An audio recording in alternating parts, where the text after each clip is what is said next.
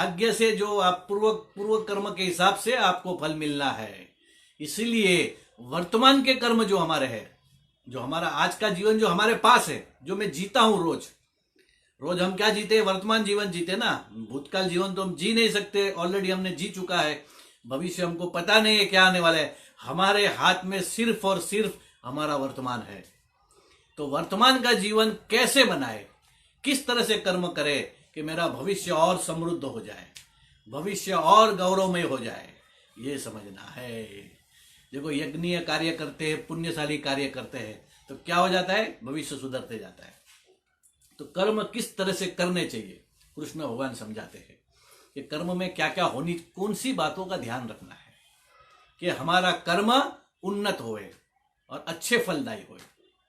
तो उसमें पहले आती है विद्या, दूसरे नंबर पे आती है श्रद्धा और तीसरे नंबर पे आता है उपनिषद।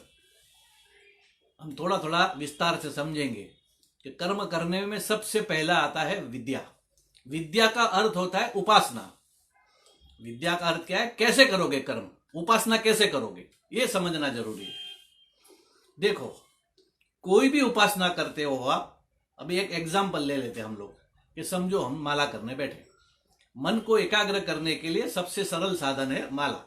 माला लेके हम मन के जब घुमाते हैं तो एक एक मन के में वही नाम जो हमें मंत्र मिला है उसको रटते जाते हैं। तो जैसे जैसे मंत्र को मन पूर्वक रटोगे तो मन चारों तरफ से आके उस माला के अंदर चले जाएगा और आप एकाग्र होगे। ये उसके पीछे का विज्ञान है।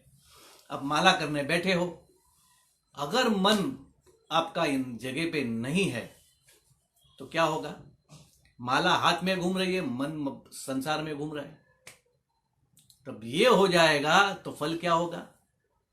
जो बराबर बराबर मन लगाकर माला करनी थी, उपासना करनी थी, वो आपने की नहीं।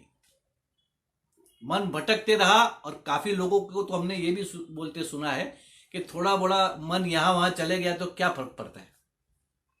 थोड़ा यहां वहां मन चले गया तो क्या फर्क पड़ता है? अरे जब वो जप किया है आपने, उस समय आपने समय तो निकाला। समझो कि आपने तय किया है कि मैं 15 मिनट जप करूंगा, तो 15 मिनट जो आपने समय उस दिन के लिए निकाला है, रोज के लिए निकाला, वो समय तो आपका चले गया कि नहीं?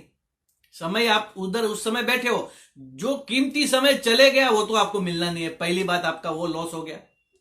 दूसरी बात, ये जब का जब फल का समय आएगा, आपको फल मिलने का जब समय आएगा, उसका फ्रूट जब मिलेगा, आपको कर्म के फल जब मिलने का समय आएगा, तब ये जो प्रमाद आपने किया है, ये जो आलस किए मन नहीं लगाने की, उसकी वजह से बरसों की खोट हो जाएगी।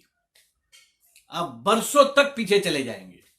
आपको यह लगता है कि मैं जब उपासना करने बैठता हूं, पूजा करने बैठता हूं, साधना करने बैठता हूं या जप करने बैठता हूं, थोड़ा बहुत मन यहां वहां चले गया तो क्या फर्क पड़ता है? अरे फर्क यह पड़ता है कि आपने उस समय जो आपका निकाला है ये सब करने के लिए, वो समय तो कीमती आपका ऐसे ही चले गया। और जब ये आपने कर्म किए हैं उसका फल मिलेगा, तब आप देखना वो फल नहीं मिलेगा जो मिलना चाहिए। वहां बरसों की खोट हो जाएगी, समय उतना चले जाएगा आपका।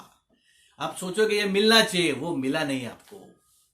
आज के विज्ञान में देख लो आप, यहां से रॉकेट छोड़ते हैं चंद्र पे जाने के लिए, बराबर है। 1 सेकंड की गिनती में गलती हो गई, समझो 1 सेकंड की, क्षण मात्र की गलती हो गई और रॉकेट छोड़ दिया। वो क्षण की जो गलती है ना, ये चंद्र तक जाते जाते सैकड़ों किलोमीटर की गलती हो जाएगी और चंद्र पे ना पहुंचते पहुंचते और किधर पहुंच जाएगा। होता है, विज्ञान भी बोलता है कि परफेक्ट टाइमिंग पे ये सब होना चाहिए। अगर वहां पे 1 सेकंड की गलती से कोई अलग जगह पे आपका रॉकेट चले गया, तो यहां आप जो प्रमाद करते हो पूजा करने के समय में, जप करते समय में, आपका मन कहीं और है, गिनती में गलती, तो फिर उस समय में आप कहां पहुंच जाओगे? आपको फल वो जो मिलना है वो मिलेगा नहीं। आपको फल जो मिलना है ये मिलेगा नहीं, वर्षों की खोट हो जाएगी। अब जितने शॉर्ट समय में इस संसार से निकलना है उतना ज्यादा समय लग जाएगा। इसीलिए कहते हैं कि जो भी समय आपने दिन में निकाला है पूजा के लिए, प्रार्थना के लिए, जप के लिए, उस समय में बराबर बराबर करो। देखो 2 बार बराबर बराबर बोलाओ।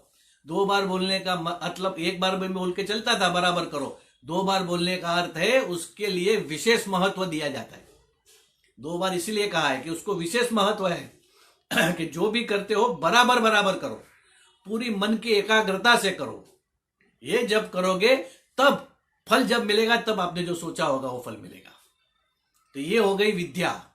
जो आप कर्म करते हो उसमें विद्या ये होती है कि आप जो भी कर्म करते हो उसमें ओतप्रोत होकर पूरा मन लगा के करो उसमें। तब जाके उसका फल आपको सही ढंग से मिलेगा।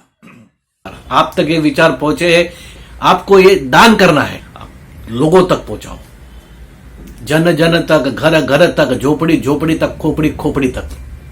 हमको क्या करना है? हमको तो खाली बटन दबा के फॉरवर्ड करना है। शायद किसी को लागू पड़ जाए और नर से नारायण बनने की प्रेरणा मिल जाए तो वो पुण्य आपका होगा।